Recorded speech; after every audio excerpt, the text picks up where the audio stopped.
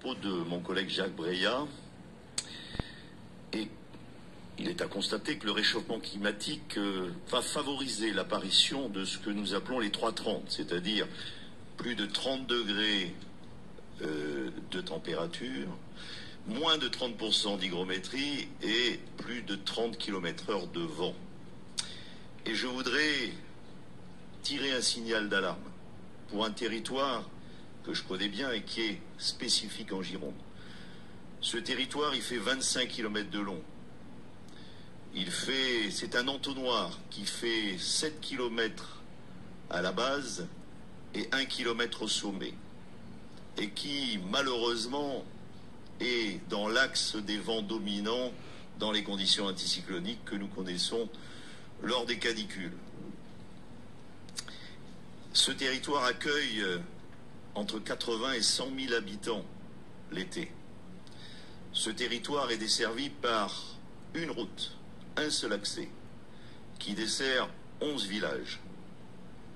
Bien évidemment, nous avons une voie de secours, mais une seule voie de secours pour évacuer 100 000 personnes, ça pose de véritables questions. Alors si d'aventure un incendie prenait dans ce massif forestier, au-delà de la catastrophe environnementale, il y aurait très vraisemblablement une catastrophe humaine avec de nombreuses victimes.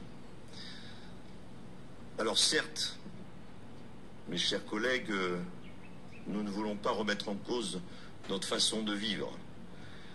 Notre ADN, c'est la ville sous la forêt, avec un interface très fort entre les habitations et l'espace forestier. Certes, nous sommes une presqu'île à risque.